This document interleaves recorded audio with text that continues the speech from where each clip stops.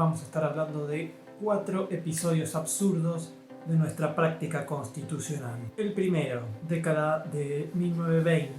Termina la presidencia de Marcelo Torcuato de Alvear en el año 1928 y asume Hipólito Yrigoyen. En aquella época, los mandatos presidenciales duraban 6 años sin posibilidad de una reelección inmediata, a diferencia de lo que ocurre hoy, donde nuestra Constitución establece un mandato de 4 años y la posibilidad de reelegir inmediatamente por otros 4 años más. En el año 1930 ocurre un golpe de Estado en Argentina. Para el año 1932, José Félix Uriburu convoca nuevamente elecciones para el cargo de presidente y Marcelo Torcuato de Alvear, quien había terminado en 1928, decide presentar su candidatura. Y el gobierno de José Félix Uriburu le deniega la posibilidad de presentarse como candidato porque no se había cumplido un mandato de 6 años tal como lo fijaba el texto de la Constitución. Es decir, un gobierno de facto que interrumpió un gobierno constitucional, que accedió al poder por medios que no estaban fijados por la Constitución Nacional, o sea que ignoraba la Constitución Nacional,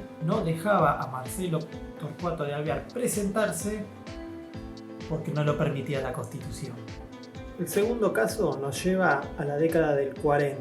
El mundo estaba atravesando la Segunda Guerra Mundial y en Argentina en 1943 ocurrió un golpe de Estado. ¿Cuál es el caso? A mediados de la década, en 1945 más precisamente, en vista de unos poderes de guerra, el gobierno de facto decide primero intervenir y después expropiar una empresa de capitales alemana llamada Merck Química Argentina, que operaba desde 1930 más o menos. Este caso se judicializa, la empresa plantea la arbitrariedad de la medida del gobierno y la Corte en el año 1948 le da la razón al gobierno nacional. ¿Por qué es absurdo este caso? Primero, porque Argentina estuvo neutral durante prácticamente toda la guerra. Argentina declara la guerra en marzo de 1945, poco tiempo antes de que Alemania se rindiera. Es absurdo también por el hecho de que Argentina, aunque declaró la guerra, nunca tuvo hostilidades, no participó de la batalla. Y aparte, porque la expropiación se termina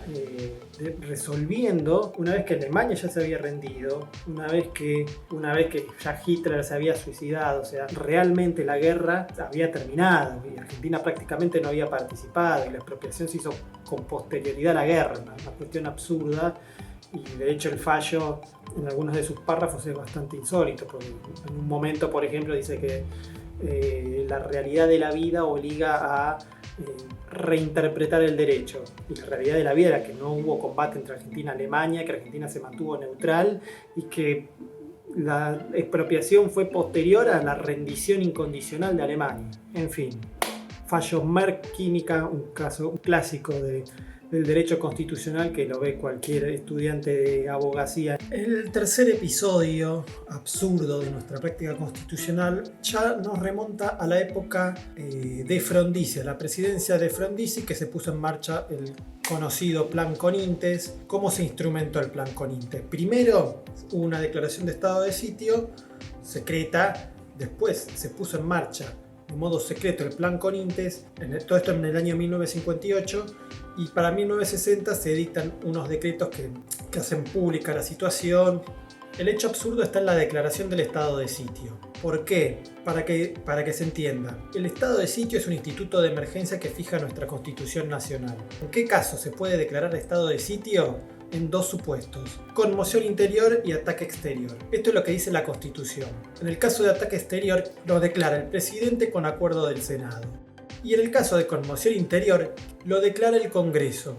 Y solo cuando el Congreso está de receso, ahí el presidente de la nación puede declarar el estado de sitio, pero luego tiene que convocar al Congreso para que lo apruebe. Frondizi declara el estado de sitio por decreto secreto, considerando que el Congreso no podía sesionar, que estaba de receso, pero el Congreso estaba funcionando. De hecho, en la misma semana en que Frondizi declara el estado de sitio, el Congreso había sancionado la ley de hidrocarburos y a los poquitos días de que él decreta el estado de sitio porque el Congreso no podía sesionar, el Congreso aprueba la declaración de estado de sitio que había hecho Frondizi. O sea, la semana fue la siguiente, para que vean lo absurdo de la situación. El lunes el Congreso sanciona la ley de hidrocarburos. El martes Frondizi declara el estado de sitio con el argumento de que el Congreso no estaba sesionando. Y el jueves el Congreso aprueba la declaración de estado de sitio. 2 días después, o sea, en 2 días el Congreso, las dos cámaras aprobaron la declaración de estado de sitio, pero el Congreso no estaba sesionando. El cuarto episodio absurdo de nuestra práctica constitucional se remonta a los albores de la presidencia del Dr. Menem, cuando decidió dictar indultos a un montón de procesados y condenados por delitos de lesa humanidad y a líderes de las organizaciones armadas. ¿Se acuerdan? En los 80 se había llevado adelante el juicio a las juntas, después se sancionaron las leyes de obediencia debida y punto final, y una vez que cambia el gobierno y asume Menem, decide dictar indultos a aquellas personas que no se habían beneficiado con las leyes de obediencia debida y de punto final. ¿Qué es el indulto? El indulto es una potestad que la Constitución le da al presidente, en virtud de la cual éste puede conmutar penas, es decir, puede perdonar a personas que son declaradas culpables, perdonarles el castigo, que no se le aplique la pena. ¿Por qué es absurdo lo que pasó? Además de que es absurdo el hecho político de que llevaste adelante el juicio a la Junta, el informe de la CONADEP, nunca más, pasaron un montón de cosas para poder condenar a quienes cometieron crímenes de lesa humanidad para después perdonarlos,